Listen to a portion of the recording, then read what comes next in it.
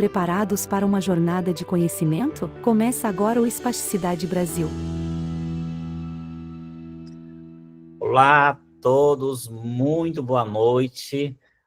O Espasticidade Brasil, seguindo o mês de dezembro, fechando 2024, acho que um ano maravilhoso, onde a gente vem mês a mês junto com vocês nessa produção de oportunidades, com vários profissionais importantíssimos. E hoje nós temos dois profissionais desse mesmo nível. Quero agradecer a todos os profissionais que voluntariamente participaram ao longo desse ano. E em 2025 vem aí, no dia 21 de janeiro, nós temos o Dr. Mauro e o Dr. Felipe Barcelos. Hoje vamos falar um pouquinho e muito mais sobre espasticidade, e para isso a gente conta com duas profissionais, detalhe, de Minas Gerais, olha só, Michele e Valéria são de Minas Gerais. Aliás, vocês são do Brasil, porque Espasticidade Brasil atinge todo o território brasileiro, inclusive de fora. Nós temos pessoas fora do país também participando desse movimento, que é o movimento de levar informação. A gente fala espasticidade, mas é muito além disso. É a oportunidade de mostrar que existe muitas evidências terapêuticas à disposição dos nossos pacientes. Então, para abrilhantar, hoje nós temos a Valéria Cury. Doutora Valéria Cury, é um prazer imenso te reencontrar. Seja bem-vinda ao Espasticidade Brasil, diretamente, que indiretamente você já faz parte, só pelo teu trabalho já faz parte. Quem Boa trabalha noite. com você, formando pessoas, já faz parte. A Valéria é fisioterapeuta neurofuncional, ela é instrutora Terasute, experientíssima, eu já conheço há bastante tempo e cada vez mais é mais admiração. Temos pacientes em comum e comuns e conduzindo assim da melhor forma que a gente tem, baseado em quê? Em evidência.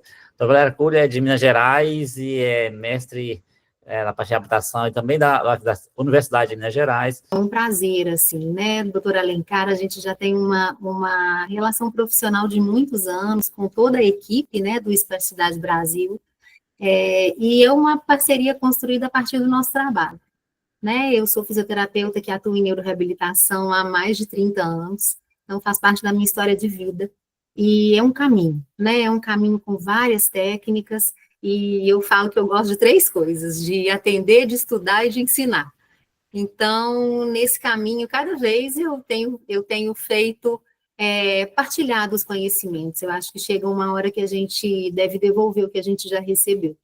Então, a doutora Michele é fisioterapeuta neurofuncional e realmente ela tem um desafio de dar tudo de bom e qualidade através da Prosense para os pacientes que procuram o serviço dela. E ela hoje vai ter um papel de moderadora. Olha que coisa boa. Agora eu queria que a Michele também se auto-apresentasse. Por favor, Michele. Alencar e Valéria, é um prazer estar juntos aqui, né, nesse convite tão especial que nós recebemos. Espero ser um dia muito produtivo. Bom, assim como Valéria, nós somos tantas, né? Somos filhas, somos mães, fisioterapeuta, empresária, somos tantas em uma só, né? Eu falo que a embalagem, né, Valéria, da trajetória nossa, técnica, né, e aí, com todas as formações, é uma embalagem bonita, né, mas o mais importante é o que a gente faz realmente, que faz a gente ser o que a gente é no dia a dia, que é a entrega, né. Então, quando você estava falando aí, Valéria, de retribuir, né, tudo que a gente vai recebendo, eu sempre falo que nós somos, o nosso, Deus fez o corpo da gente muito perfeito, né, e quando a gente vai falar de cérebro, quando a gente vai falar de neuroplasticidade, sempre permeia sobre o aspecto da conexão. Hoje existem vários artigos, né, graças a Deus, a gente tem muitos cientistas que a gente tem muita gratidão, que pesquisam sobre espasticidade no dia a dia, estão em grandes universidades aí, fazendo estudos maravilhosos e conseguem dar a nós, da parte clínica, esse conhecimento tão abrangente para a gente fazer cada vez uma reabilitação de qualidade. Então, Valéria, passo agora a palavra para você unir esse tema da espasticidade e o quanto a reabilitação intensiva torna a vida desse paciente cada vez melhor. Sim, eu quero agradecer essa introdução da Michelle, e quando a gente está falando, né, sobre espasticidade, é muito importante a gente identificar, dentro das desordens de movimento, a presença de espasticidade ou de alguma outra desordem de movimento. Os procedimentos de tratamento são diferentes, é importante que a gente, profissional, tenha clareza de fazer, na nossa avaliação, a identificação da desordem. E como fisioterapeutas, a gente busca estratégias de intervenção para os sinais da lesão neurológica. E dentre os sinais da lesão neurológica, a espasticidade, ela é um sinal que aquele paciente teve uma lesão. E também dentro da reabilitação, e respondendo ao convite da gente falar de intervenção intensiva, quando a gente está falando de intervenção, a gente também tem recursos e estratégias dentro da fisioterapia e do tratamento de reabilitação não cirúrgico, em que a gente ajuda nesse manejo, que a gente pode trabalhar nas causas e muitas vezes diminuindo os efeitos e a magnitude da interferência da espasticidade na funcionalidade e na qualidade de vida. Então, existem alguns procedimentos básicos que nós fazemos, em que a gente ancora a nossa prática clínica, e que esses pacientes vão para intervenções, mas eles vão para intervenções em melhores condições. Então, quanto mais a gente faz um tratamento efetivo, precoce, com alguns critérios, a gente minimiza os efeitos da lesão. A gente consegue minimizar a incapacidade. E minimizando a incapacidade, os procedimentos eles acabam se tornando menores. A intervenção acaba se tornando, algumas vezes, necessária, mas em menor intensidade e o que fica mais fácil no processo de recuperação de qualquer intervenção. E ao longo da vida. Né? Então, hoje, quando a gente trabalha com pacientes com disfunção neuromotoras, a gente tem duas preocupações. A primeira é a gente agir precocemente, e a segunda é a gente prevenir incapacidades na vida adulta e na velhice. Os nossos meninos estão ficando, tem vários pacientes, tem alguns que estão assistindo, e que já são jovens adultos. São pacientes que eu acompanho desde criancinhas, alguns muito cedo, e que hoje são profissionais, trabalham, estão no mercado de trabalho, alguns já casaram. Então, é importante a gente pensar, né, e nós mesmos, assim, a gente pensar como que a gente vai envelhecer, e como que a gente pode oferecer. E importante, né, Valéria, porque quando a gente vai falar da espasticidade, né, Alencar, a gente está sempre, muitas vezes, o terapeuta está muito focado na questão da função, que é maravilhoso, né, mas a gente esquece que essas crianças estão se desenvolvendo, estão crescendo, e quando você trata precocemente os efeitos de uma espasticidade, você diminui os impactos biopsicossociais, né? E você garante com que esse jovem tenha uma vida digna também, né? Sim. Então, isso impacta em todos os sentidos, né, desse paciente. E uma questão importante também, que eu acho que esse tipo de fórum mesmo, né, essas oportunidades, elas servem para a gente ressaltar a importância do trabalho em equipe. A importância de você ouvir o outro profissional, de você ver a avaliação. Eu vejo o trabalho da equipe do Dr. Alencar, assim, como que é importante cada membro ali dentro. Então, essa possibilidade, né, do médico que vê, que valoriza a equipe de reabilitação, que consegue ver o que a gente oferece também para o paciente, que a gente está integrada, faz com que o maior beneficiado seja o paciente, porque a gente consegue fazer com que as intervenções aconteçam no momento mais apropriado, né, naquele melhor tempo. E, então, isso também é muito importante. Eu fiz uma apresentação.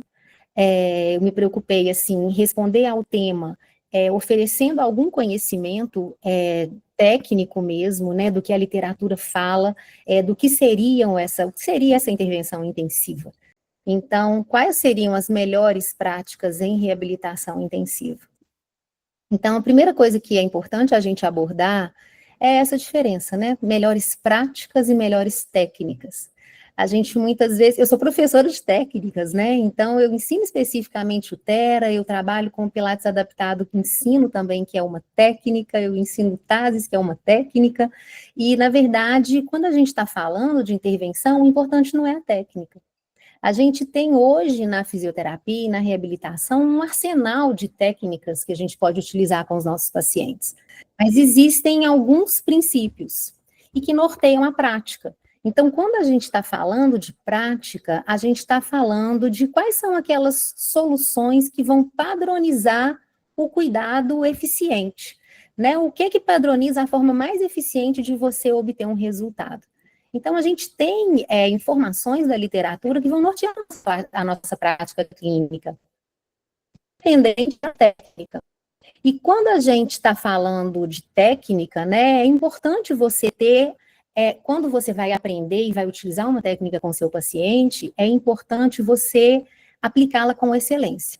Você ir fundo para que você seja o melhor expert na hora de aplicar aquela técnica específica. Mas independente da técnica, que são instrumentos, são ingredientes e que você pode escolher de acordo com as preferências da família, com a sua expertise, com o que você gosta, você tem o que norteia a prática. Então, a prática ela é mais ampla do que propriamente a questão técnica. E nós, profissionais de reabilitação, a gente tem algumas responsabilidades, que são algumas competências, e que é da nossa competência assegurar que o paciente e sua família recebam o programa terapêutico mais eficiente, tempo efetivo e bem integrado com outros serviços.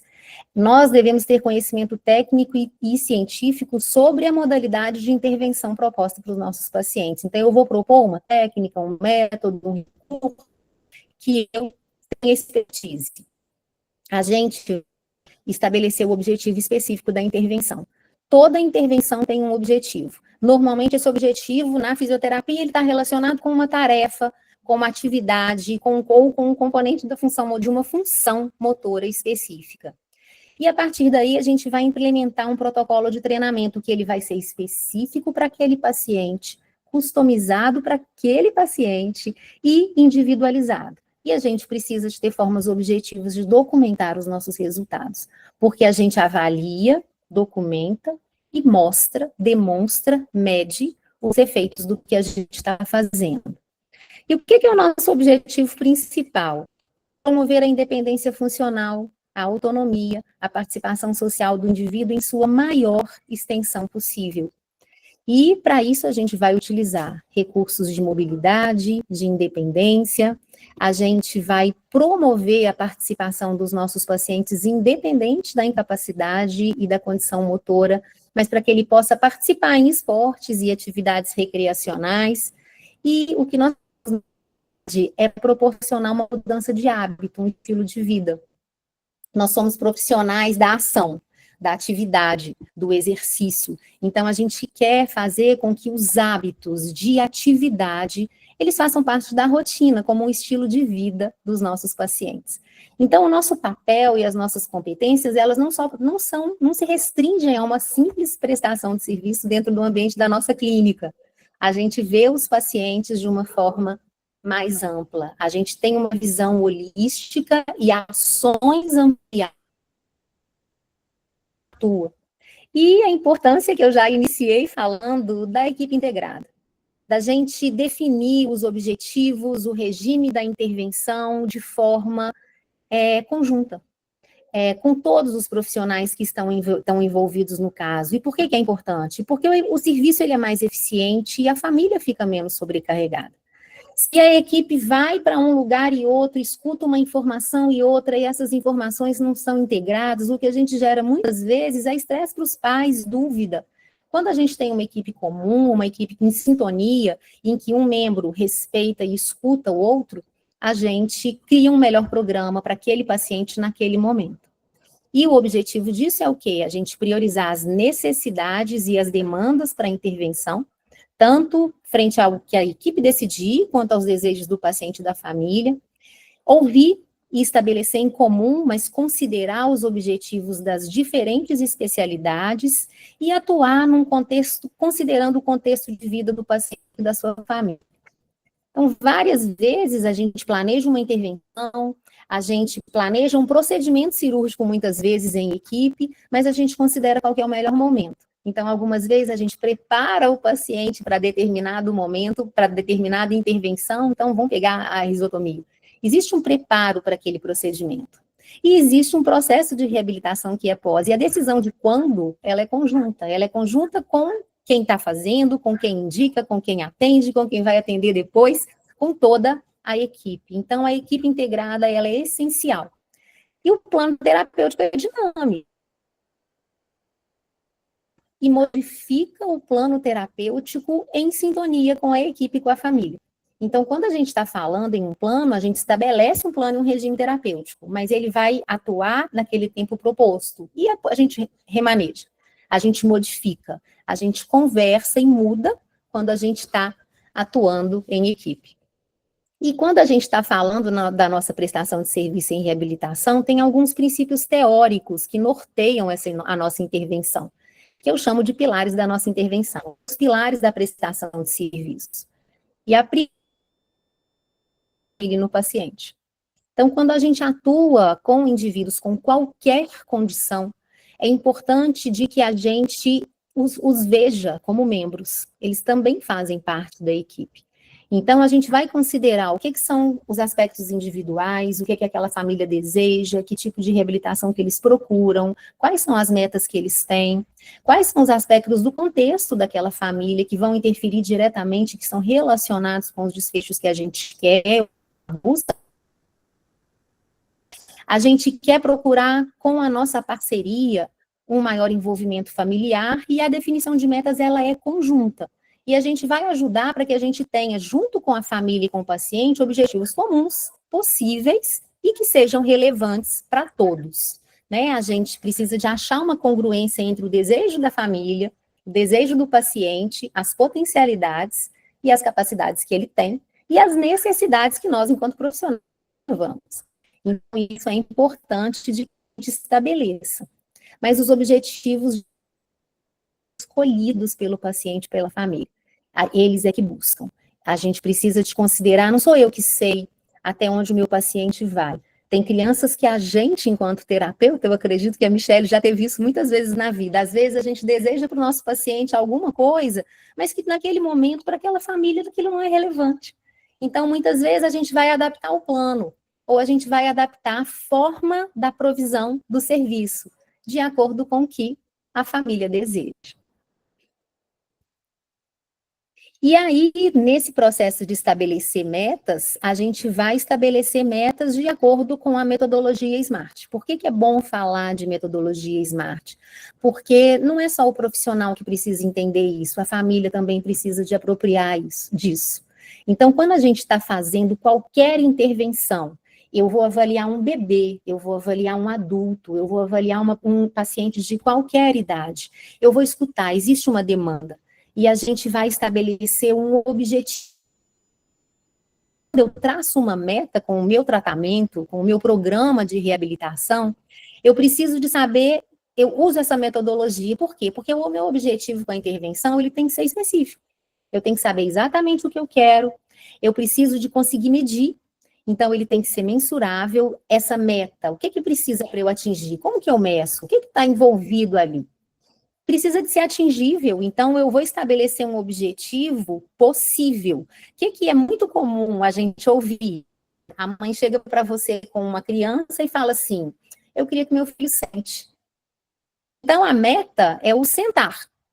Mas, às vezes, aquela criança vai conseguir sentar inicialmente encostadinha num cantinho da parede, ela vai conseguir sentar com um certo suporte no tronco, ela vai conseguir sentar depois encostada só no meio da parede, em vez de estar no canto, ela vai conseguir com um suporte posterior, com apoio de braço. Então, eu preciso de saber o quanto realista é essa meta e colocá-la de uma forma concreta, porque, às vezes, a família quer uma meta ampla, e se eu aceito essa meta ampla do sentar, eu não esclareço. E no final eu posso ter um paciente e uma família frustrados porque eu não fui realista quanto à aquisição daquela meta. E ela precisa de ser relevante, porque se a meta não é relevante, nem o paciente quer trabalhar. Nem a criança não vai querer fazer. Se aquilo não tem significado para ele, não está relacionado, a gente não engaja na nossa meta, se a meta for só nossa e não for relevante para eles. E ela tem que se temporizar para atingir. Então, no processo de reabilitação, e eu falei isso, né? A gente tem pacientes que a gente atende uma vida. Que você começa com o seu paciente muito pequenininho e, às vezes, você vai terminar o atendimento, ele é um adulto. Né? Ou ele vai receber alta, às vezes você vai fazer uma transferência para uma atividade física que vai acontecer numa academia, mas a cada tempo, a cada meta, você tem uma avaliação, você traça o seu plano com ele, mas você e para ele, caso. Nesse caso, a gente vai reavaliar. Nesse prazo, a gente vai medir. Então, eu posso atender 20 anos, o mesmo paciente, mas eu tive várias metas reavaliadas, treinadas, programadas, testadas, comprovadas, atingidas ou não, discutidas e reprogramadas metas futuras. Então, esse é o processo de estabelecimento de metas que acontece junto com a família. Valéria, E aí, sim. tá me ouvindo? A sua conexão, ela tá falhando. Será que... O que será que é? Será que é a apresentação que está carregando? Não sei. A equipe técnica aí para ajudar a gente. Será que tá falhando a voz? Aí corta, aí acelera a sua voz. Bom, não sei. Mas, Valéria, só uma coisa importante que você falou aí, eu acho que era importante falar, né, dessa metodologia SMART, é que é muito importante, como você disse, alinhar com a família os objetivos de forma clara, né? Porque muitas vezes eu tive uma situação real aqui de um paciente de uma família que queria que a criança voltasse a sentar. E aí a gente foi esmiuçar a tarefa, não era propriamente o sentar no banco, ela queria ficar sentada em cima de um cavalo, que é um outro contexto, né? Então, é importante a gente entender qual que é a dor real daquela família, né?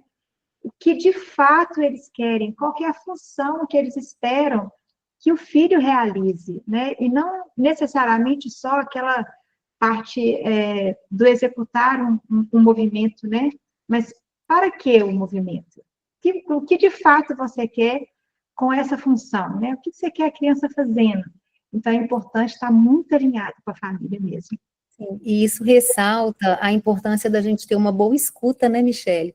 Porque, às vezes, se a minha primeira escuta está me falando de sentar, eu posso entender um sentar que nem é o sentar que eles querem.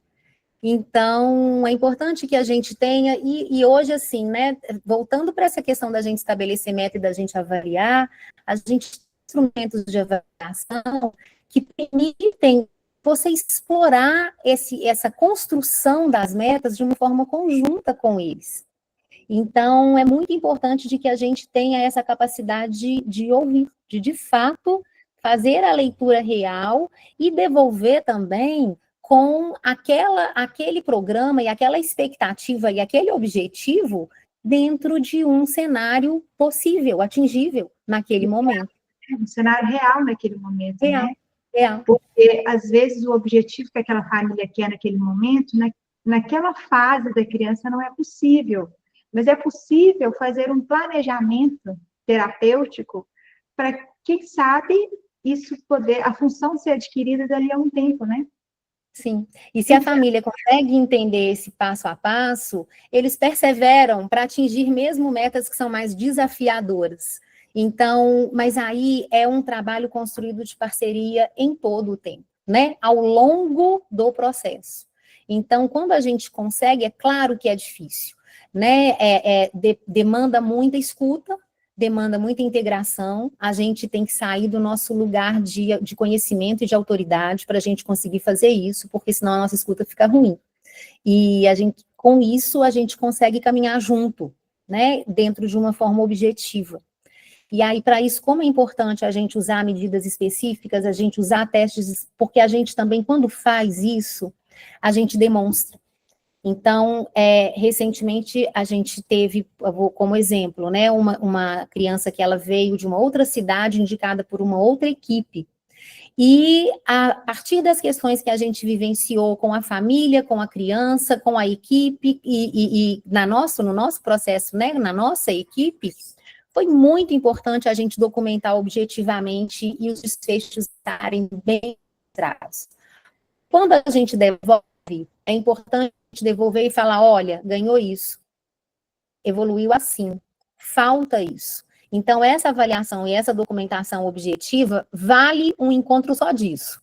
Vale um momento só de medidas de desfecho, só de como a gente faz isso, né? Eu nem estou abordando, eu achei importante ressaltar a importância disso, mas eu nem estou abordando especificamente aqui, porque isso é um tema gigante. E são várias medidas, né? Importante é a gente saber o quê? Como que você usa o instrumento, como que você melhora a sua escuta, como que você usa objetivamente, e como que você vai medir aquilo que de fato você vai trabalhar, porque não é só medir. Eu tenho que medir uma coisa relacionada com o desfecho. E é trazer ciência para a prática clínica, né, Valéria? Porque senão fica muito distante, né? O que a gente tem na literatura científica com aquilo que você faz. Se não tiver união no dia a dia, de forma que você use o conhecimento técnico, científico, para personalizar o atendimento, individualizar, porque não existe protocolo de paralisia cerebral para o tratamento de espasticidade. Não dá para colocar todo mundo numa caixinha no atendimento do seu paciente. Você precisa personalizar. E eu acho que isso tudo que você está falando aí, ele tem esse objetivo, né, da gente entender a demanda daquele indivíduo, né? Sim, isso mesmo. E aí, então, a gente estabelece isso, né? Uma parceria colaborativa com a família. Você vai instrumentar, oferecendo para eles quais são as evidências, o que existe de intervenção. Eu normalmente converso com as famílias, a gente tem um caminho assim, a gente pode usar esse modelo de intervenção, um outro modelo de intervenção, a gente pode usar esses recursos. Então, eu normalmente, a gente instrumenta os pais para que eles consigam fazer isso. E quando a gente tem uma parceria colaborativa com a família, a gente tem um grande complemento para a nossa terapia presencial. Porque o que você faz na sua clínica deve ser transferido para todos os contextos que o nosso paciente vive. Então, ali, a gente consegue fazer com que a gente aumente a prática, o que é muito importante. Mas, pensando, né, em orientação de pais, ensinar os pais e ensinar coisas para serem feitas em casa, a gente tem que lembrar que os pais não são terapeutas. Então, dentro do nosso modelo de reabilitação, a gente também não vai trazer esse peso para a família. O que a gente vai orientar são ações de parceria e complementares. Elas não são ações substitutivas da intervenção. Elas servem, e assim, é muito difícil isso. O profissional, ele ter capacidade de dar orientações que são sumarizadas, que são efetivas e que vão ao encontro do que a criança mais precisa naquele momento e que são facilmente implementadas no dia a dia. Então, esse é o nosso objetivo, né? Lembrando de que eles não são terapeutas. Mas ao longo do processo, eles vão dar os feedbacks, eles vão trazer as impressões, eles é que vão trazer para a gente quais são os efeitos do que nós estamos fazendo no nosso consultório. Muitas vezes a gente não vê os efeitos disso, quem vai falar para a gente são eles. Muitas vezes a criança tem ganhos que eles só vão aparecer lá, e às vezes a gente não vai ver, ou nós vamos ver coisas e que eles vão ter dificuldade de implementar e nós vamos ajudar nessa parceria. Então, é um caminho de duas mãos. Assim, a gente vai construindo o processo. E aí, como resumo disso, o engajamento dos pais é a chave para o sucesso da intervenção. Se a gente não tem uma boa sintonia com a família e com a criança, a nossa intervenção ela não vai ter o mesmo resultado. Então, é um vínculo que ele é quebrado e o processo de reabilitação ele não é tão efetivo. Então, o engajamento dos pais, ele deve ser estimulado, e aí é da nossa habilidade profissional e pessoal você conseguir puxar esse CD, ou programar. Então, assim a gente trabalha junto e assim a gente anda na vida, né? Assim é o que a gente precisa de fazer para que a gente consiga caminhar de uma forma sábia. E é isso que a gente precisa, provendo com excelência o nosso conhecimento, mas dando informação, mas andando num pace que é um pace comum. Ele não é um pace individual, ele não é nosso, ele é comum, ele é de todo mundo. E o modelo, né, a classificação internacional de funcionalidade de incapacidade e saúde, né, o modelo da CIF, se a gente pensar como um modelo, o que ele faz? Ele tira a gente da estrutura e função. Então, quando a gente está falando da CIF, né, e quando a gente começa a olhar nos diferentes domínios, e a gente consegue interferir, agir nos diferentes domínios, o que a gente faz eu costumo falar que a CIF alarga a nossa tenda. Ao invés de eu estar olhando só aqui dentro do meu quadradinho, pegando a terminologia do Tera, assim, ao invés de trabalhar só dentro da gaiola, a gente consegue olhar o contexto de vida do nosso paciente. As terapêuticas, elas são muito mais efetivas.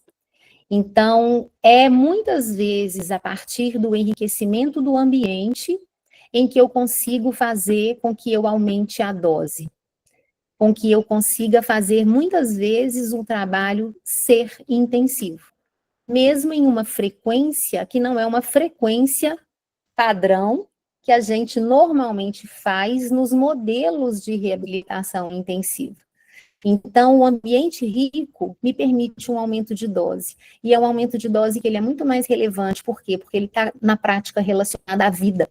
Eu estou num ambiente natural. Então, eu estou praticando os meus objetivos no dia a dia, nas atividades que o meu paciente realiza. Então, ali é a hora de praticar. E nós vamos guiar a forma da prática junto com a família, ampliando as nossas ações. E o modelo da CIF, ele funciona como uma referência para isso. E aí, dentro da nossa base teórica, a gente vai usar o quê? Aonde que essas ações? Né? Basicamente, a gente pode justificar e a gente pode buscar os conceitos da neuroplasticidade dependente da experiência, e eu falo que a gente tem muito poder enquanto profissional de reabilitação, porque a gente tem capacidade de mudar o cérebro, mudar as conexões neurais a partir da neuroplasticidade.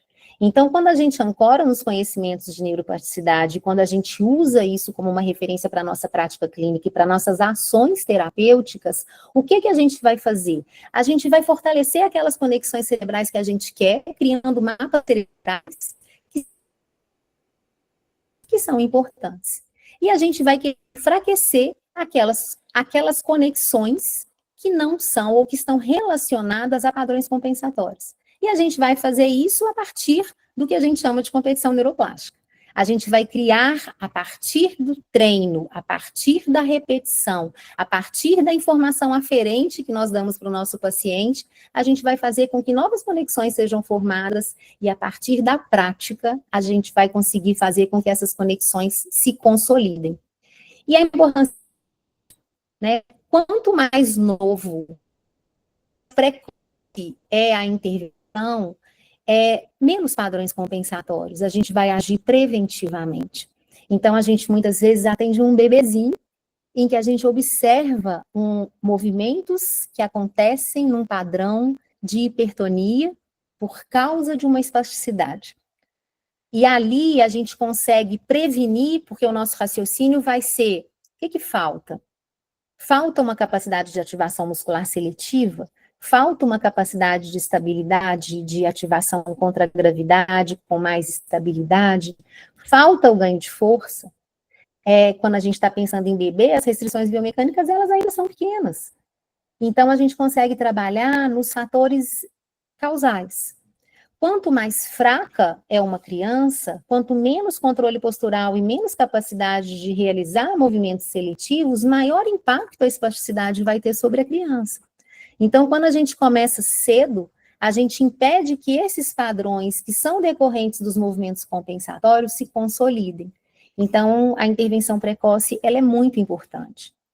E aí, falando geral, né, do que a gente precisa de fazer, nosso paciente tem que estar ativo, ele vai fazer os movimentos, eu não vou trabalhar passivamente, os movimentos são autogerados pelo nosso paciente, não importa se ele tem um nível de severidade do GMFCS 5, ele é capaz de fazer movimentos autogerados. Para que ele consiga fazer isso, e para que a gente consiga aumentar essa informação aferente, o que a gente vai fazer no nosso trabalho? Aumentar a informação sensório-motora. A gente magnificar aquela informação sensorial aferente para que ele faça memória, para que aquele movimento seja aprendido. E a gente vai engajar oferecendo situações de resolução de problemas. Eu desafio, eu faço ele pensar. Eu não estou trabalhando atrás do paciente que está brincando com uma outra coisa que ele não está prestando atenção no que eu estou fazendo. Ele sabe, mesmo um bebê. A gente engaja para que ele consiga resolver através da brincadeira, através de como vai pegar um objeto. Ele pode desenvolver situações de resolução de problemas e assim os circuitos neurais estão mais ativados. A gente quer que o nosso paciente esteja ativo, atento, motivado. A gente vai recompensar verbalmente, com brincadeiras, com elogios, para que ele seja engajado, para que ele se sinta autossuficiente, para que ele tenha uma sensação de eficácia.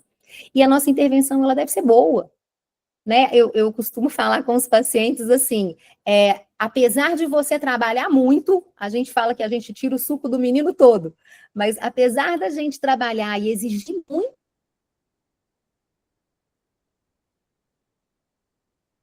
dos pacientes, eles sabem que é bom e eles gostam.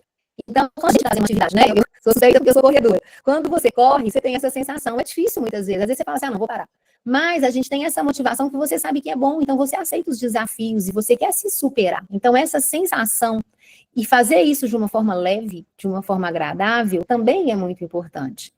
E é importante, quando a gente está pensando em neuroplasticidade, vários estudos de neuroplasticidade falam de prática intensiva.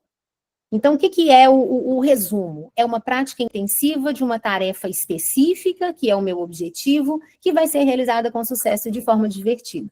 Então, se a gente conseguir fazer isso, a gente está usando todos os efeitos e todos os ingredientes para que eu consiga formar novas conexões e fazer mapas de aprendizados de novos movimentos, de novas habilidades. E a gente vai usar a prática baseada em evidências. Então, a prática baseada em evidências, e eu gosto de falar isso, porque quando a gente está falando de prática baseada em evidências, a gente não está falando só do que a literatura fala, não. A gente está falando do que está na literatura, mas a gente está falando de uma associação disso com a prática clínica e as preferências daquele paciente. Então, prática baseada em evidências, ela requer esses 3 pilares. São essas 3 ações. Eu sei o que as evidências... Eu sei o que minha prática me fala. Algumas coisas eu vejo a partir da minha prática clínica e eu posso selecionar e ver as evidências, mas também considerando o que eu estou vendo. Porque a gente fazer pesquisa é muito importante. Mas, às vezes, com uma pesquisa, eu não consigo ler ali, eu não consigo trazer informações de toda a especificidade que existe, ou aquela população, a variabilidade de toda aquela população. Ou a população é tão diversa que quando eu estou num grupo específico, aquele grupo específico nem representa o que está ali. Então, é importante a gente conseguir também ler a nossa prática clínica e usar os nossos conhecimentos clínicos e escutar o paciente, a assistência para aquele indivíduo. E aí, indo para a ciência, o que dá certo? O que são as boas intervenções? O que a literatura fala para a gente? Faça. Trabalhe assim. Profissional de neuroreabilitação, o que você precisa de fazer são essas ações, são esses modelos de intervenção. Focando na melhora da função motora, a gente vai fazer o treino direcionado para um objetivo, a gente vai fazer um treino específico à tarefa, o fortalecimento muscular, ele é base, ele deve ser feito, mas ele deve ser transferido para uma tarefa específica, o treino de mobilidade e o treino locomotor. Agora, o treino locomotor, que é o treino na esteira, ele não vai acontecer de forma isolada. A criança que anda na esteira com muitas compensações, vou pegar um exemplo da Michelle, que a Michelle também trabalha muito com TDCS, né, Michelle? Vocês têm uma grande experiência com neuromodulação. E muitas vezes os estudos de neuromodulação, eles trabalham associados ao treino locomotor. Então, o paciente, muitas vezes, ele está trabalhando, e tem várias publicações em que o paciente atua trabalhando com a TDCS, mas ele está fazendo o treino ali, ou ele está usando um joguinho de realidade virtual. E o que que acontece? Se eu treino, a TDCS, ela aumenta o meu limiar de excitabilidade, ela potencializa o meu sistema nervoso para ele aprender, para ele fazer novas conexões, e eu estou trabalhando associado à tarefa, eu aumento aquela aferência, então eu estou criando um ambiente ótimo para o aprendizado de novas habilidades. Agora, se o meu treino vai acontecer com compensações, com movimento excessivo do tronco, com meu paciente rodando internamente, com várias alterações biomecânicas, o que eu estou informando para o meu sistema nervoso? Eu estou informando para o meu sistema nervoso uma alteração, uma compensação, um padrão compensatório. Se eu não preparo o meu paciente para um bom treino locomotor, eu estou fazendo com que o aprendizado aconteça dentro de uma habilidade ou muitas vezes dentro de uma tarefa compensatória, de um movimento compensatório. Treino, a gente também vai preparar o nosso paciente. E aí, dentro de intervenções intensivas, o que a gente consegue fazer? A gente consegue ver uma habilidade, então pensando na habilidade melhora da marcha. Eu vou usar o treino locomotor, eu vou trabalhar com o paciente, vou fazer o treino na esteira, mas eu também vou avaliar a marcha, eu vou trabalhar aqueles componentes que vão me ajudar na melhora do padrão de marcha. Isso é o meu processo de raciocínio clínico. Então, é importante a gente treinar, a gente saber as evidências e a gente usar, e o treino da tarefa, ele é importante, mas a gente, enquanto clínico, tem que se perguntar como. Como que eu estou treinando essa tarefa? É uma pergunta importante. Isso é tão relevante, isso que você está falando, porque quando a gente tem os pilares aí, né, da prática baseada em evidência científica, né, e a gente vê esse artigo da Novak, que é maravilhoso, que é o que norteia a conduta na neuropediatria, não adianta a gente ter todas essas técnicas na clínica, né, todos esses treinamentos, se o profissional não tem a expertise de entender que aquilo que ele está fazendo, ele está gerando uma plasticidade positiva. Porque é exatamente o que você falou, se o paciente está fazendo, eu estou fazendo treino locomotor com ele, mas a criança está cheia de compensação, invertendo o pé, o joelho com mau posicionamento, o quadril daquele jeito, o tronco desalinhado, se ele está gerando compensações, gerando um esforço, inclusive energético da criança grande, você está gerando uma plasticidade negativa. Então, sim, no final das contas, era melhor nem ter feito intervenção, né? Porque você está gerando um caminho errado da informação. E para recriar um caminho novo é muito difícil. Então, e o que acontece é que muitas vezes, a partir de treinos assim, né, de atividades por atividades, treino por treino, eu estou fazendo com que as compensações biomecânicas, a sobrecarga para o sistema musculoesquelético, muitas vezes ela aumente. A conta vai chegar, não é depois da minha intervenção, não. A conta vai chegar depois de alguns anos. Então, nós, terapeutas, eu costumo falar muito quando eu ensino e quando eu dou aula, a responsabilidade de você prevenir uma luxação de quadril é quando você atende um bebê. É quando você olha aquele PCzinho de 2, 3 meses, você já consegue antecipar que aquele quadril vai desenvolver um processo de instabilidade pela movimentação. Então, a gente vai atender os nossos piquititos, e um grande erro que acontece é que muitas vezes nos próprios serviços de reabilitação tem a turma que trabalha só com bebê, e a turma que trabalha com meninos maiores. E essa transição, a responsabilidade, a construção de um adulto em capacidade, em dor, vai acontecer no tratamento do bebê. Então, esse olhar, né, qualitativo da forma, ele é muito importante. E a literatura nos respalda para fazer intervenções intensivas. Então, as intervenções intensivas, elas não devem ser uma mera prática de coisas, elas devem ser um novo repertório de movimentos construído progressivamente a partir de modelos intensivos e sucessivos de intervenções. Muito importante. E uma coisa importante, né, quando a gente vê as intervenções, essa palavra, treino. Eu faço um trabalho específico. O treino não é uma realização de atividade, o treino ele é direcionado. Quando a gente está falando de treino, a gente está falando de uma sistematização, do que me leva ao desempenho de um objetivo com todos os quesitos que são necessários para aquele objetivo. Eu vou ver aquela tarefa, quais são as restrições biomecânicas que me impedem o desempenho ideal daquela tarefa. Fica fácil dessa forma a gente partir de um pressuposto que ele é muito criticado, de que eu posso me movimentar de qualquer forma, porque o movimento com a referência do padrão de movimento normal, ele tem menos compensações. Eles têm menos sobrecarga para o sistema musculoesquelético. Então, isso é preventivo para o nosso paciente. E a gente vai... E pegando um gancho aí das práticas intensivas, ou Idarei, está me ouvindo?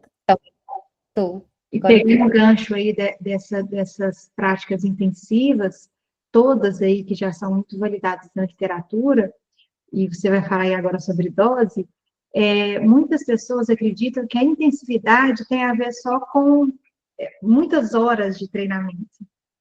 E não é só isso, né, Valéria? Não. E a gente também está num momento, né, já há alguns anos na reabilitação, em que se estabeleceram protocolos rígidos para tratar todo mundo. Então, quando a gente está falando de dose, né, e a gente pegando alguns modelos de intervenção, eu tenho uma coisa estruturada e que muitas vezes não foi nem estudado, né, assim, então o programa vai ser de 4 semanas, 3 horas, repetidos trimestralmente para todo mundo. Não necessariamente isso é desse jeito. Não necessariamente isso é o mais eficaz, né? A gente precisa de mais estudos que norteiem a nossa prática, que nos deem amparo científico para que a gente consiga fazer essas decisões. No momento nós não temos. Mas a gente pode olhar para o nosso paciente, a gente pode olhar o nosso objetivo, aí a gente tem algumas referências que nos ajudam a saber a dose. O que a gente sabe? Que a gente tem que ter uma dose suficientemente alta de prática para que os nossos objetivos sejam alcançados. Alta de prática não é dose alta de número de sessões. Dose alta de prática é prática. Eu posso ter a prática na clínica, eu posso ter a prática no contexto, eu posso ter a prática em uma atividade, por exemplo, na academia que o meu paciente está fazendo, mas essa prática ela tem que ser congruente e ela tem que ser ideal para esse paciente. Quando a gente está falando de dose, a gente vai pensar em quê? Quanto tempo dura a nossa sessão? Quantas sessões eu vou fazer por semana? Por quantas semanas eu vou estender o tratamento para que eu alcance aquele objetivo? E qual vai ser o tipo de intervenção que eu vou implementar, que eu vou fazer com o meu paciente? E a gente sabe que o quê? A aprendizagem motora, ela requer oportunidades frequentes de repetição graduada de movimentos e atividades com propósito em contextos significativos. Então, muitas vezes, os contextos da prática, eles vão ser estabelecidos em congruência com a família. E o que é importante, e que eu quero ressaltar aqui, a repetição gradual.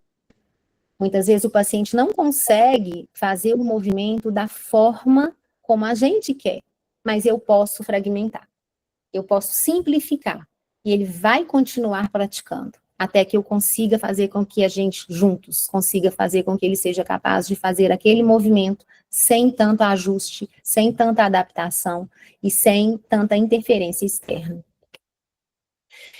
E a literatura fala com a gente, né, para a gente pensar nessa coisa de intensificação, não existe um consenso do que é terapia intensiva. Né? Se você atende um paciente de 3 a 5 vezes na semana, de 2 a 6 semanas, isso na literatura é caracterizado como intensivo. Então, é muito amplo, é muito variável o que é classificado como terapia intensiva. E para a gente poder estabelecer a dose, né, quais são as referências que a gente tem para eu falar assim, eu quero que o meu paciente, como terapeuta, da minha competência, estabelecer o programa, o que me dá referência enquanto terapeuta? Saber a dose. Vai depender das características do meu indivíduo, da complexidade do meu objetivo. Quanto mais complexo aquele objetivo, mais tempo eu preciso de ter com o meu paciente, talvez no dia, e do tipo de intervenção. Dependendo da intervenção, eu consigo fazer um tempo mais restrito, mas dependendo, eu preciso de mais tempo com o meu paciente. Então, a gente tem essas referências. E o que é muito importante, que isso é uma virada de chave. Essa virada de chave deveria acontecer na equipe médica também. Eu estou falando isso de um modo geral. Quando a gente recebe as indicações dos pacientes, não é recomendada a prestação de serviço em subdosagem. Isso representa um uso inefetivo do tempo da criança e finanças dos provedores de saúde. Isso é uma frase compilada do artigo. Eu não estou falando isso, eu li. Isso é um artigo da Jackman, ele está dentro das referências que estão citadas embaixo, se alguém quiser eu posso mandar. O que está falando? Você trabalhar em subdose é prejudicial. Você está perdendo o tempo do paciente, você está jogando dinheiro fora. Então, você tem que saber oferecer para o seu paciente a dose adequada. O que a literatura nos fala? A realização de blocos de intensivo é muito melhor do que baixas doses distribuídas. Assim, só para exemplificar, a gente tem uma criança típica PC, GMFCS 1, que é um menino deambulador, ele quer jogar futebol, um diplégico com uma espasticidade dos membros inferiores, ele consegue correr, ele consegue fazer uma série de coisas, e ele tinha alguns desequilíbrios, um padrão compensatório muito grande. E ele fazia físio uma vez na semana, períodos 2 vezes na semana. E a gente resolveu interromper essa dinâmica e fazer assim, vai fazer intensivo. É intensivo agora, vai dar um intervalo de um tempo sem nada, e depois você volta para outro bloco. A criança deslanchou. Então, você mudar a provisão do serviço, trabalhando em blocos de intensivo, é muito mais efetivo, foi efetivo com esse paciente, claro, né, de congruência com a fala do início ao fim. A gente vai avaliar isso individualmente. Eu estou fazendo a consideração quanto à dose, considerando todos os aspectos, inclusive as preferências da família, mas é importante, muitas vezes a gente deve considerar isso. Quantos pacientes a gente atende 2 vezes na semana por anos, e os ganhos são curtos? Eu falo muito com meus pacientes assim, tem 2 caminhos, a reabilitação convencional, dependendo do paciente, e a reabilitação intensiva. Na reabilitação convencional, como um exemplo, né, da minha prática clínica, a gente consegue desmamar, a gente trabalha e não consegue desmamar de órtese se eu faço uma terapia convencional. Aquela criança fica mais ou menos do mesmo jeito ali. Se você vai para um modelo intensivo e você faz blocos intensivos sucessivos, com certeza aquele paciente vai chegar um dia na vida que ele está andando sem órtese, ele desmama. Mas eu nem cogito falar de desmame de órtese num paciente que está sendo atendido 2 vezes na semana. Mas quando você tem outro modelo, você consegue gerar expectativas de coisas que você precisa de construir com mais tempo, com mais intensificação. Agora, em alguns casos, a intensificação, ela vai nem acontecer na sessão, ela pode acontecer no ambiente domiciliar. Ela pode acontecer num ambiente comunitário. A gente pode criar formas de fazer intensificação agindo em outros ambientes. O nosso olhar, ele deve ser, e a nossa análise para pensar em dose o que eu preciso na terapia presencial? O que eu preciso de intervenção contextual? E eu vou agir em todas as frentes. E vou fazer isso combinando, porque a gente vai fazer isso em concordância com a família. Então, ressaltando os nossos cuidados e o nosso amparo da literatura para dizer não a terapias em subdosagem. Então, acho que se a gente são 2 caminhos. São 2 caminhos que são fáceis de polarizar. É fácil de polarizar para fazer intensivos que muitas vezes o nosso paciente nem precisa daquilo tudo. E é fácil de polarizar também para a gente trabalhar em subdose. Então, a gente tem que conseguir achar o que é o melhor regime para aquele paciente, naquele momento. Isso é que é importante. A gente só consegue fazer isso avaliando pré e avaliando pós e agindo junto com as famílias. Quer falar, Michele? Sim, se a gente for pensar, né, Valéria, nessa questão do processo de neuroplasticidade, porque tudo que uma prática intensiva faz é potencializar um mecanismo que é neurobiológico em todos nós, que é a neuroplasticidade. Então, Sim. Se a gente for pensar em melhorar o potencial, o tempo é quase que uma corrida contra o tempo, né? Quanto mais precoce essa intervenção dessa forma, mais benefícios essa criança vai ter. Então, a gente, de fato, quando você fala da equipe clínica, o terapeuta, ele precisa ser capaz de ter uma competência técnica para conversar e dialogar com o médico, com o neuropediatra, com o pediatra, com o ortopedista pediátrico, para dizer, olha, isso é o que existe na literatura, vamos chegar num consenso para essa criança, e considerando a abordagem que você falou lá dos objetivos SMART, precisa estar claro, porque nem sempre o óbvio é óbvio, né? Precisa estar claro para o terapeuta que esses blocos de intensivo que você disse, ele tem objetivos diferentes. Sim. Né? E esse planejamento junto com a família traz uma perspectiva de futuro para essa criança, para esse paciente, que se torna um pouco mais real, mais palpável, né? E não fica aquela coisa que antigamente a gente tinha, o dia que esse paciente melhorar, é isso mesmo. Não. Qual que é a meta desse paciente, né? E a gente consegue fazer esse planejamento de forma muito clara, né? Uhum, sim. E quando a gente vai para a neuroplasticidade, né, Michele, a gente tem total amparo científico de que a gente precisa de trabalhar em doses altas. Sim. Né? A neuroplasticidade, ela fala ela fala não à subdose também. Então, acho que isso é uma virada de chave que ela ainda não aconteceu completamente, mas é muito importante. A gente já recebe bebês com indicação do médico, do neuro, assim, eu quero que faça intervenção intensiva com bebezinhos. E a gente faz. Não é um... Inclusive, Valéria, inclusive até nos estudos da neuromodulação, que são ainda off-label, que não foram divulgados ainda, mas existem estudos, estudar bebês é uma coisa muito difícil, né, porque por causa de comitê de ética, essas coisas, muitos estudiosos da neuroplasticidade falam sobre a intervenção, futuramente, isso pode ser que os estudos evoluam para isso, das intervenções precoces, inclusive com os processos de neuromodulação. É algo que ainda precisa ser muito estudado para a gente ter segurança, mas dentro dessa linha de pensamento dos processos de neuroplasticidade mais efetivos precocemente, né? Sim. Então, a gente caminhando, né, para as ações práticas, o que a gente... Vou terminar, acho que eu já vou direto para os meus casinhos.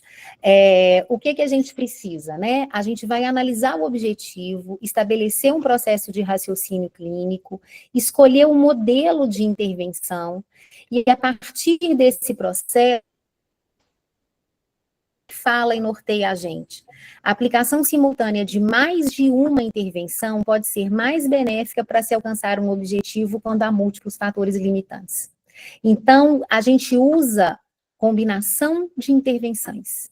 Então, aí a gente cai na técnica, né? Então, você ter expertise em técnicas diferentes e saber eleger qual é a principal técnica ajuda para que você tenha melhores resultados.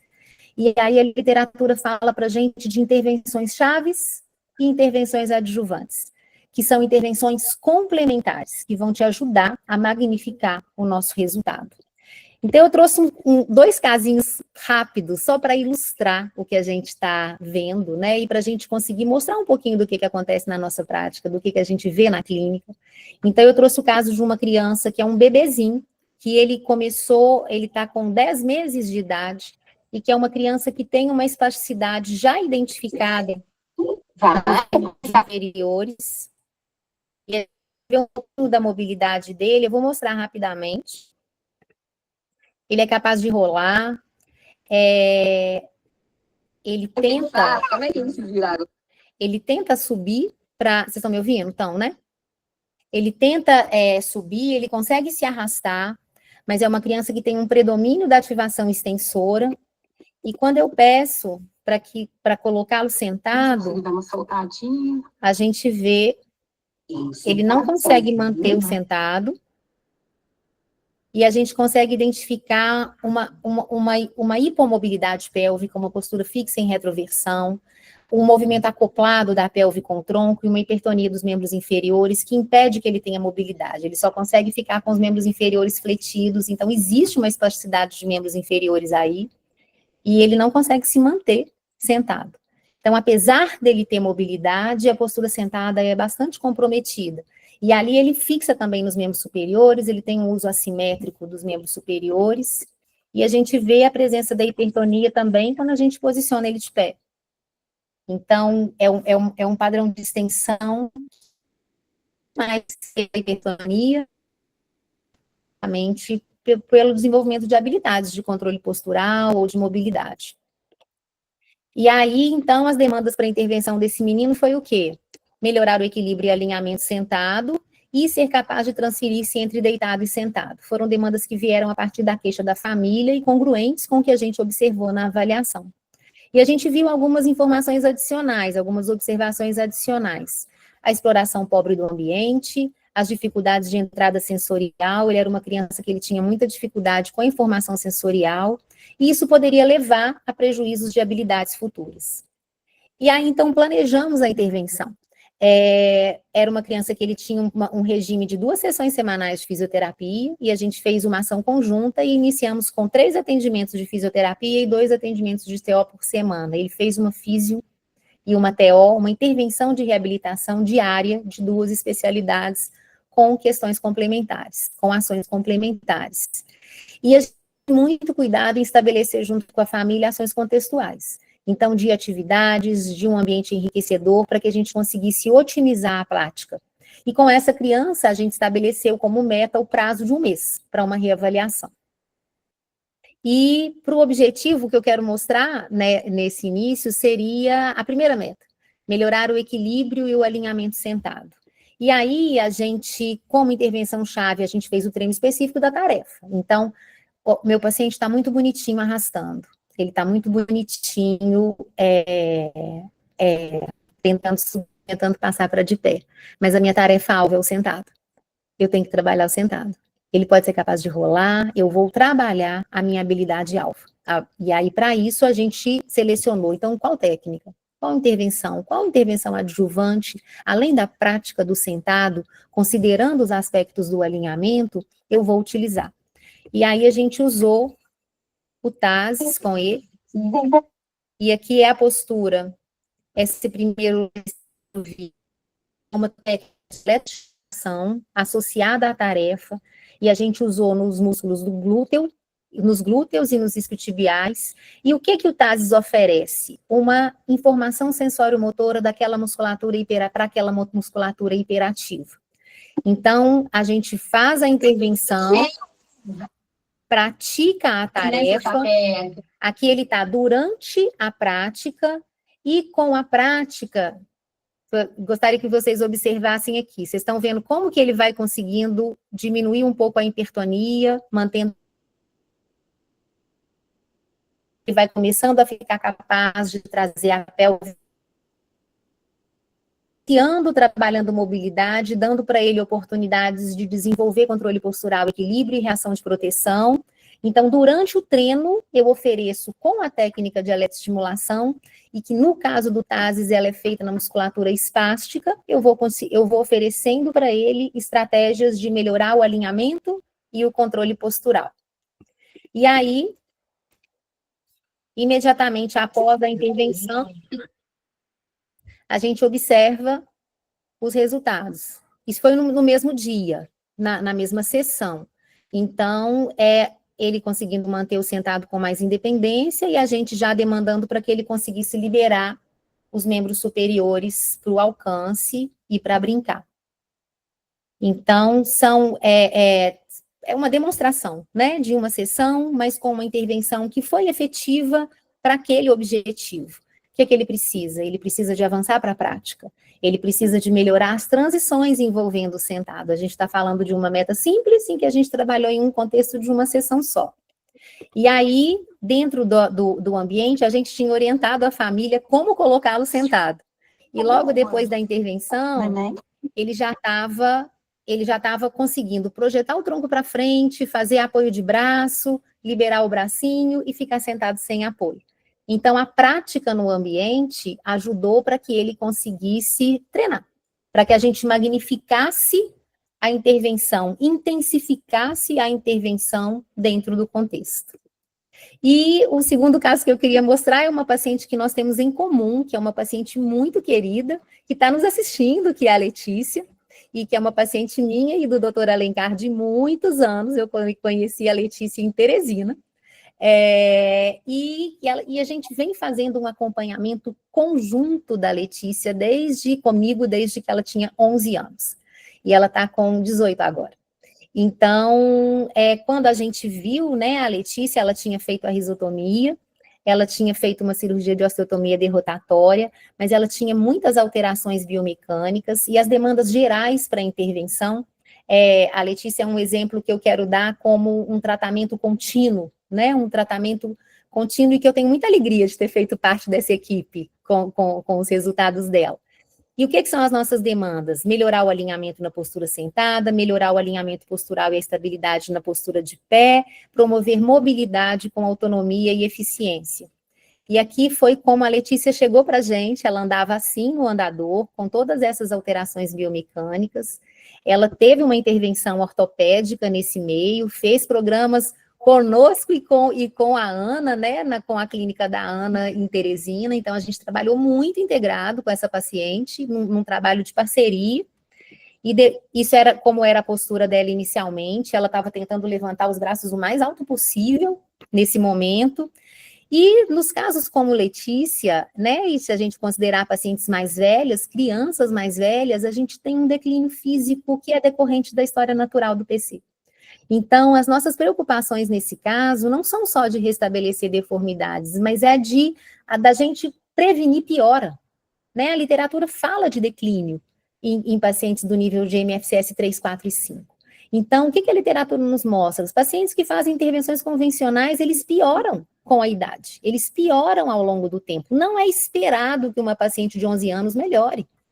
Então, a gente vê que existe um padrão músculo-esquelético, de alterações músculo-esqueléticas nos indivíduos com PC, que é progressivo na medida que o tempo passa. Os meninos, a lesão continua lá, mas as alterações músculo-esqueléticas, que são chamadas de desordens do crescimento, elas vão se intensificando e vão piorando. E o que seriam as premissas gerais do nosso programa de reabilitação com esse tipo de paciente? Dose alta de prática consistente da mobilidade e atividades de autocuidado. Muitas vezes o gasto energético para fazer as atividades diárias de autocuidado é enorme, acaba que a família faz por eles, e considerar o impacto da inatividade. São crianças que às vezes as demandas escolares tiram os pacientes da reabilitação. Então, nós queremos que os nossos pacientes sejam ativos, os nossos modelos devem contemplar que as crianças, os pacientes sejam bons na escola, desenvolvam intelectualmente, profissionalmente, mas que não percam. Essa é a nossa meta. E só verem um processo, né, de intervenção de algumas atividades que a gente fez com Letícia, e a gente usou diferentes técnicas. Nosso objetivo não é falar de técnica aqui nesse caso, é a gente falar dela, das evoluções. As técnicas, elas foram recursos, elas foram ingredientes que a gente usou para promover os benefícios. A gente focou inicialmente na ativação muscular, no alinhamento do tronco, usamos diferentes propostas terapêuticas com ela. Foi muito trabalho duro aqui, muito trabalho duro lá, e muita informação conjunta para que a gente conseguisse dar continuidade. E assim, não posso deixar de dizer a família, o suporte familiar maravilhoso que ela tem. E o desejo dela, a motivação dela. E com isso, a gente viu alguns ganhos, né? A gente trabalha pensando na autonomia.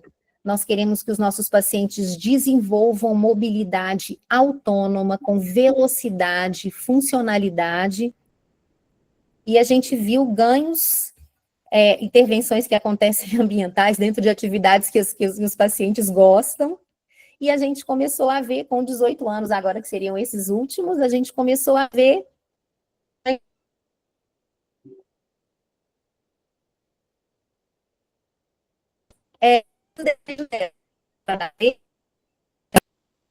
melhora da letra. Então, assim, como que às vezes não são habilidades que nós treinamos, mas pela melhora do tronco, pelos nossos objetivos terapêuticos, a gente consegue visualizar a melhora em outros desfechos que estão relacionados, mas não foram especificamente treinados, e grandes vitórias, né? Assim, passar no Enem, comprar um material escolar de andador, que era um desejo dela. A gente conseguiu participar, e com a participação da família, e essa é a mãe da Letícia, Francisca, a gente tem um carinho enorme por ela, é uma mãe que virou Letícia, a gente conseguiu ver e celebrar várias vitórias, né? Ter as alegrias de ver a concretização de sonhos, e independência, Então, participar de atividades de autocuidado, participar de atividades domésticas, conseguir fazer provas e situações desafiantes. E agora nós estamos na última meta, né? Andar descalça de andador na areia não é uma meta fácil. E no momento atual, Letícia está no pós-operatório de uma cirurgia para alinhar melhor os pés, porque nós vamos mamar da órtese, se Deus quiser. Então, é com muita alegria quando a gente participa de um processo de reabilitação e que a gente, junto com a família, numa parceria, junto com equipes que muitas vezes estão em outro lugar, a gente consegue estabelecer, né, um trabalho próximo, um trabalho de sucesso, um trabalho que nos traz alegria, né, e que nos motiva para ter outras Letícias, né, para ter muitas Letícias e muitas vitórias assim, e que continuar, né, continuar prestando serviços que a gente consiga trazer benefícios tão amplos. Isso é que é importante, né, para os nossos pacientes. Valéria, olha, foi maravilhoso tudo que você nos apresentou, fechando com chave de ouro esses 2 casos clínicos, né, tão diferentes, mas cada um dentro da sua complexidade, né. A gente sabe que, apesar né, do bebê ter ali, estar no início dos movimentos, né, não significa que não seja tão menos complexo do que pacientes que já têm condições instaladas, né. Então, todos os casos devem ser olhados de maneira muito individual, com o mesmo olhar de planejar, mas tudo que você mostrou aí o paciente é sempre o centro, né? Então, nós somos ali as pessoas que vão modelando esse processo para que, de fato, a mudança aconteça. Uma coisa que me chamou a atenção, e eu acho que todo mundo que é terapeuta, família, paciente, precisa observar e estar atento durante um processo de reabilitação, que uma intervenção bem feita, né, com todos esses princípios que você nos trouxe hoje, uma intervenção bem feita, em uma sessão, ela trabalha estrutura e função, a ponto de, em uma sessão, você ver o resultado de uma modelação central. Esse resultado do bebê de uma sessão nos mostrou exatamente o processo de modelação neural que fez com que ele tivesse resposta. Então, a gente tem que tirar esse estigma de que a reabilitação neurofuncional é algo a longo prazo, né? Não é, né? Sim, essa modulação, né? Ela acontece no dia a dia do paciente. Valéria Michele falou assim, Valéria, foi espetáculo. Então, tem tanta coisa aqui. Eu gostaria de ficar fazendo perguntas, disseram que nós vamos responder. Eu tenho uma Eu gostaria de perguntar. Maravilhoso, assim, você botou o mundo, você botou aí você falou seus 30 anos aí nesses slides. Esses slides, eles, assim, são riquíssimos. Eu fui até fazendo uns prints aqui para mim mesmo, tá? Então, só lembrar que essa vai virar uma aula para o YouTube, né? Daqui mais ou menos uns 10 dias vai estar disponibilizado. Eu vou assistir de novo, porque, tem muita informação. Um comentáriozinho sobre a questão da subdose. Então, a subdose terapêutica, ela é realmente muito prejudicial. O que a gente tem na prática? Eu não consigo entender. Eu sou um médico, eu sou neurocirurgião e eu tenho alguma experiência com reabilitação. Posso dizer que até é razoável. E eu não consigo entender onde é que, na hora que um plano de saúde quer que só o médico prescreve lá 10 sessões de fisioterapia. Eu não consigo entender onde é que tem nesse nível de orientação, o que são 10 sessões de fisioterapia. Para mim, isso não significa quase nada. Então, não é isso. Não é. Então, o que significa 10 sessões de fisioterapia? Então, isso, eu estou mostrando o mundo prático. Isso não funciona. Então, o paciente, ele precisa ser avaliado pela equipe de reabilitação e aí se definir, idealmente, uma avaliação global, nem sempre é possível, mas idealmente, pelo menos a mentalidade de uma avaliação global, uma mentalidade, porque a avaliação global, você não precisa estar com 10 pessoas, 10 profissionais avaliando, mas é você avaliando, às vezes você pede a opinião do outro profissional, e aí vai com o seu paciente, mesmo com você ali, e colegas disponíveis em algum lugar, você consegue ter uma avaliação global dentro do que é possível. O ideal, naturalmente, é que você tenha os profissionais ao mesmo tempo. Mas eu acho que o mais importante é a mentalidade, é colocar numa solicitação, numa prescrição de, peraí, não é de fisioterapia, é de reabilitação, já começa a mudar. Uhum. É muito mais amplo que fisioterapia. Quem foi que disse que é fisioterapia? Bom, se é fisioterapia, que tipo de fisioterapia nós estamos falando? Estamos falando em quanto tempo? Nós estamos falando em 40 minutos, 20 minutos, é uma hora? Você vê que é muito complexo. Eu estou colocando, eu como ponto de vista, como médico, que vem para os médicos, para essa prescrição, e mesmo que tenha se mudado um pouco ao longo dos anos, que tem a consulta da fisioterapia, que não tinha, não muito tempo atrás, não tinha essa consulta, chegava lá, começa a fazer terapia, era essa ideia que vinha nos convênios. Então, é muito complicado, reabilitação é muito além disso, não é fisioterapia, é fisioterapia sim, de qualidade, avaliado, definido, individualizado para cada paciente e para cada família, que não é só o paciente, para cada família, e precisa de terapias assim, complementares, adjuvantes, integrativas, e que muda com o tempo. Então, desde quando a cada mês a gente vai lá, nós médicos repetir solicitação de fisioterapia motora, mais 10 sessões, mais 10 sessões. Porém, se 10 sessões, e aí isso 10 sessões muitas vezes é para um mês. O próprio Sistema Único de Saúde, ele permite 20 turnos no centro de adaptação por mês. E aí, num plano de saúde, você coloca lá 10 sessões. Você vê que existe tantas coisas erradas ou mal entendidas nesse processo da reabilitação, que isso dificulta absurdamente a condução de forma adequada. Estou só colocando que isso me angustia, talvez por ter um pouco de conhecimento nesse aspecto, mas eu fico amarrado, eu tenho que seguir a regra ali daquele plano e botar como quer, porque se bota diferente, se você faz um grande relatório, essa semana eu me deparei com uma situação que eu tinha feito um grande relatório, em detalhe, e disse que não servia. Eu tinha que botar lá tantas sessões de fisioterapia. Para mim, assim, foi um constrangimento eu fazer todo um trabalho dentro do mundo que deve ser, que é o recomendado, explicando, contextualizando tudo, e ao mesmo tempo depois ter que, isso não vale, faz lá tantas sessões disso aqui. Então, estou só mostrando que é muito além disto, e assim, a participação de vocês aqui, essa dobradinha que vocês fizeram, assim, foi um mundo prático, um mundo real, mas um mundo científico também. Então, é um mundo prático baseado em tudo que tem de evidência. E isso deve ser feito.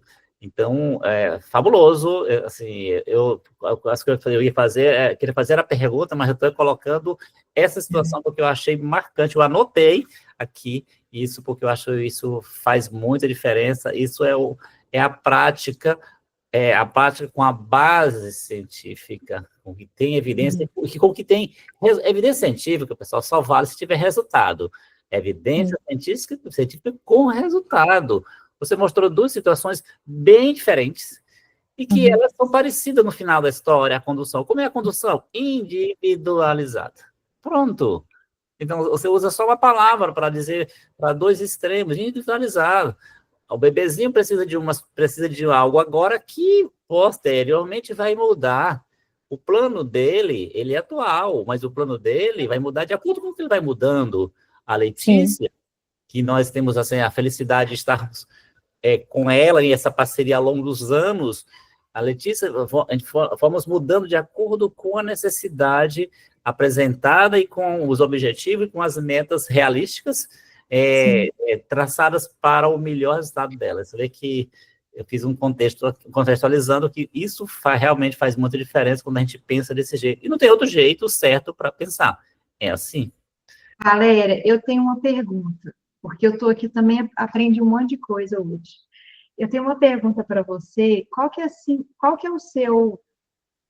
quais são os desafios mais significativos para implementar um programa de reabilitação intensiva e quais são as maiores barreiras que você tem superado aí considerando todos esses aspectos que você nos trouxe. Você fala, picou um pouquinho a pergunta, mas é na implementação de um programa intensivo, as principais dificuldades? Quais são os desafios mais significativos, tanto com família, com equipe? Que você tem, quais são as barreiras que você tem superado aí diante desse contexto? Porque a gente sabe que tem o ideal, Sim. né, e tem o que é possível, né? Então, Sim. quais são as barreiras que você enfrenta aí enquanto terapeuta? Assim, né, vou responder essa pergunta falando de uma forma bem ampla. Sem pensar nas barreiras, o que seria meu desejo de conseguir para todo paciente que eu pudesse ter acesso? Né, o que seria um modelo ideal de implementação de uma intervenção intensiva para todo paciente? A gente conseguir fazer um intensivo customizado. A gente conseguir fazer para aquele paciente um pouquinho do que o doutor Alencar falou. Você conseguir olhar para aquele paciente fora do sistema, fora da padronização. Então, a gente olha muitas vezes, a gente é forçado a olhar dentro da padronização. Então, se você tiver famílias que tenham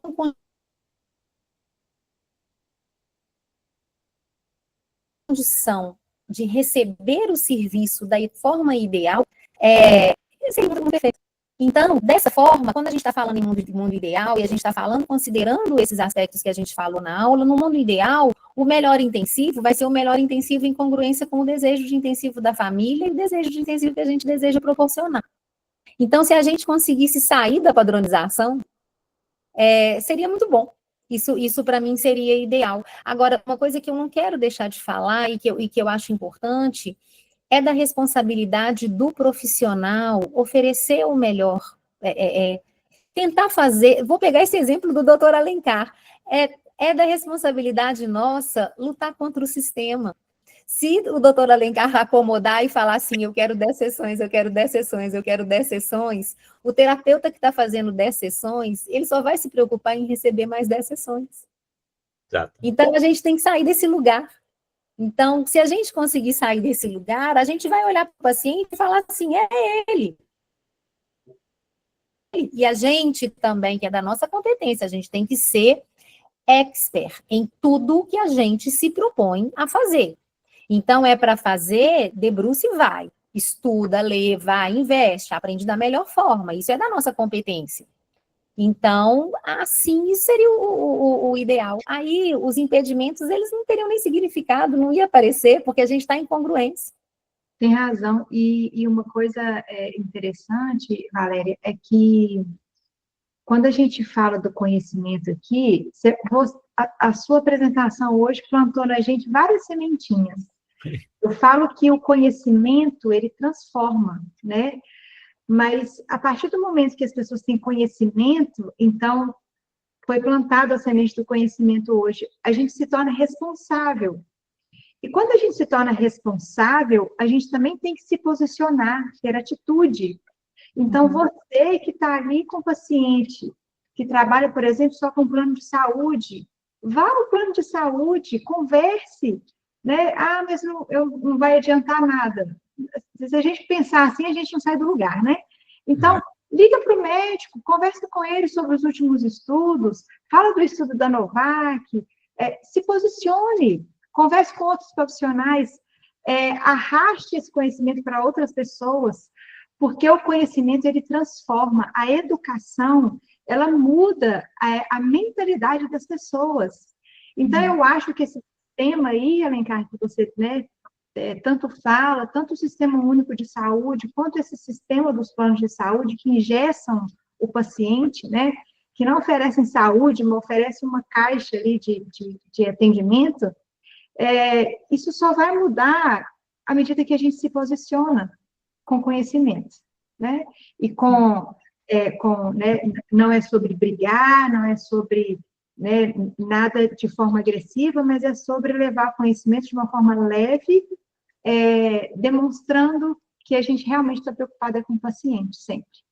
E nesse aspecto, o SUS está um passo à frente. Aí eu aqui defendendo, sendo justo, quando você solicita, você no centro de reabilitação, normalmente é por turno, autoriza um turno todo, e cabe ao centro de reabilitação, à equipe, fazer o planejamento, então é por turno. Então, o SUS, ele libera 20 turnos, onde o paciente, ele está autorizado a passar uma manhã toda, uma tarde toda no centro, 5 vezes a semana, por 4 semanas, que dá um mês. Dá 20, então. Você vê como dá 100 vezes 4, 20? Você vê que a coisa... existe uma lógica do SUS. Agora, como isso é feito, como isso é planejado dentro da prática em si, nesse atendimento, aí é uma outra história, e entra os questionamentos e as interrogações de fato. Você vê que é um passo à frente, então tem lá, faz sentido, é um turno, mas isso na prática a gente vê que não é bem assim, não é tão simples, não acontece como deveria, apesar de ter já essa pré-autorização. Isso já, normalmente, digo para vocês, se autoriza 20, se usa 8, 7, de tudo que está autorizado. Eu sei por ter gerenciado por bastante tempo um grande centro de reabilitação no Piauí. Então, na prática, por vários motivos, de 20 autorizações, se usa, assim, em média, 8, quando se usa 10 ou 12, já existe comemoração. Então, tem muitas falhas nesse processo todo, de planejamento e de execução, de maneira bem ampla. E o SUS, na minha opinião, está à frente. O SUS, assim, do ponto de vista da legislação, do ponto de vista de quem aplica, o SUS é aplicado por vários entes. E aí é cada um dentro da sua filosofia individualizada. Bom, mas esse é um detalhe, viu? Então, só coloquei aqui que o SUS realmente tem essa previsibilidade. E, na prática, se isso não acontece com a uniformidade, porque realmente a coisa não é uniforme mesmo, então cada um coordena, né? Eu tenho mais uma consideração para fazer, Valéria, que eu acho que seria interessante, porque a gente tem muitos terapeutas aqui também ouvindo a gente e pacientes. A gente fala muito no contexto da questão da neuroplasticidade, como potencializar esse processo neurofisiológico, né, nos pacientes, seguindo essa linha de raciocínio entre uma boa avaliação e uma boa intervenção. Mas muitos contextos que se consideram como uma abordagem associada a tudo isso que a gente falou aqui hoje, estão relacionados também a uma boa condução de saúde do paciente. E aí, eu falo que a gente precisa estudar sobre saúde integral de uma maneira geral. A gente precisa saber se esse paciente está com uma alimentação adequada, se as questões emocionais e ambientais desse paciente são favoráveis para o processo de reabilitação. Porque imagina, Valéria, você tem um paciente lá na sua clínica, a partir do momento que ele está dentro do ambiente terapêutico, do ambiente clínico, que é um ambiente seguro, ali você garante que ele vai ser muito bem atendido e receber o melhor tratamento possível. Mas da porta para fora, a gente também precisa se preocupar e a gente também precisa entender os contextos. Então, sim, contextos sociais, ambientais, ou seja, o ambiente que essa criança vive é um ambiente tóxico, é favorável para o processo de recuperação dele ou não? A alimentação desse paciente é uma alimentação, ele tem uma nutrição adequada? Ou esse paciente está tendo uma alimentação inflamatória? Porque se ele tem um alto consumo de açúcar, né, as crianças aí, que muitas vezes as mães oferecem açúcar como um alento, né, muitas vezes, emocionais aí. Então, é uma alimentação que tem muito inflamatória, neuroinflamatória. Esse paciente é um paciente hidratado, ele dorme bem. Então, todos esses contextos potencializam, novamente, mecanismos neurobiológicos que vão melhorar a resposta dentro da sua clínica. E, às vezes, aquele paciente não está tendo uma evolução significativa como a equipe toda esperava, porque esses fatores não foram considerados. Assim, eu acho muito importante você colocar isso, Michele. Eu tive a alegria de trabalhar ser tradutora da Isabela Kochelny, que é quem desenvolveu, né, quem criou o método TeraSuite. Eu fui tradutora dela por muitos anos, e de ser uma das instrutoras do método. E a Isabela, a gente costuma falar, né, dentro dos conceitos que são aprendidos dentro do Tera e que expandem essa questão do próprio trabalho físico, a gente tem alguns pilares, e que são esses pilares de saúde. E o que a gente fala, né, que resume tudo isso, a gente tem que criar no nosso paciente um ambiente ótimo, enquanto indivíduo. É um ambiente ótimo para receber a intervenção. E isso inclui essa visão holística, e quando a gente tem uma visão holística do paciente, faz parte da nossa avaliação ver todos esses aspectos. Então, a gente normalmente vê, identifica e faz com que isso seja abordado previamente. Então, quando a gente está falando de modelos de intervenção intensiva, principalmente dos modelos clássicos, em que eu vou oferecer uma dose alta de intervenção, em que eu vou gerar demanda para o sistema musculoesquelético, que eu quero ganhar força, que eu quero ganhar habilidade, como que eu vou fazer memória se o paciente não dorme? Como que eu vou desenvolver memória se eu não dormir? Ou se eu não tenho substrato? Como que eu vou lidar com ganho de habilidades, com um rendimento sequencial, se eu estou inflamado e por causa das inflamações eu acabo tendo uma baixa do meu sistema imunológico, e eu posso, se eu sobrecarrego, meu sistema imunológico está sobrecarregado, eu posso gripar no meio do meu intensivo. Então, são vários fatores e que vão levar a essas ações, e que elas são prévias, né? E é muito importante a gente ter esse olhar, né? Enquanto terapeuta, e falando agora como uma terapeuta do TeraSuite, e que trabalha com o método, essa é uma visão que a gente aprendeu a ter.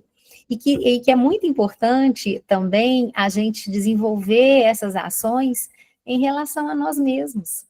Porque não é só cuidando do outro, a gente cuida melhor do outro quando a gente cuida da gente. Então, quando a gente, né, faz essas reflexões em relação a nós mesmos, a gente consegue sair difícil também. E como que a gente tem que, muitas vezes, ajudar, mas de uma forma mais ponderosa, mais conscienciosa, enxergando mais as dificuldades, porque quando a gente experimenta isso também, eu sei o que eu passei para aprender a dormir. Então, e sei o que eu sofri por não dormir. Então, são aspectos que, vivendo para mim, eu sei como fica mais fácil de você ajudar. E é um desafio para quem é terapeuta, né, Valéria? Porque a gente está tão acostumado a servir, Sim. Né? E a se cuidar é um processo difícil mesmo. Valéria e Michele, que coisa boa.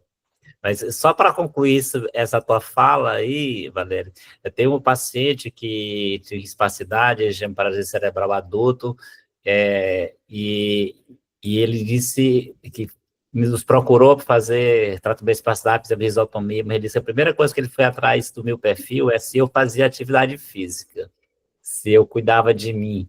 Então, isso foi importante. Ele, o critério, se o médico que não cuida de si próprio, ele não está preparado para cuidar bem de um paciente. Então, acho que se estende para todos nós. Interessante. Isso é bem, assim, foi uma observação bem interessante, que ele falou, ele se foi atrás do meu perfil para saber se realmente eu cuidava de mim.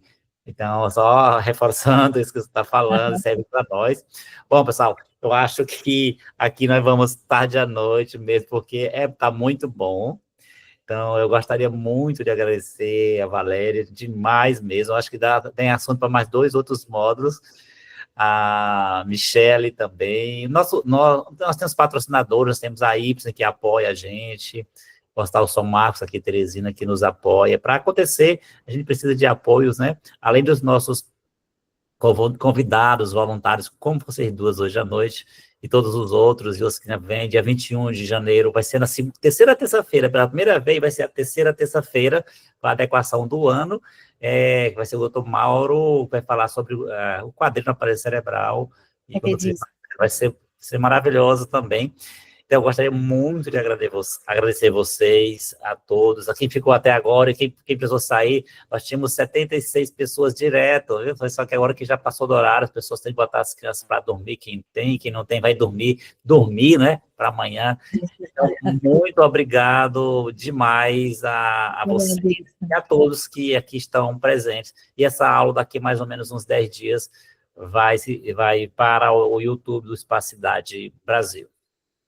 Muito bem. Obrigada, Alencar. Obrigada, Valéria. Foi um encontro maravilhoso. Foi sim, muito obrigada. Boa noite a todos. Muito obrigada pela participação de vocês. Boa noite. Muito obrigada a todos também pela participação. Foi um prazer. Tchau, pessoal. Boa noite. Obrigada. Tchau, pessoal.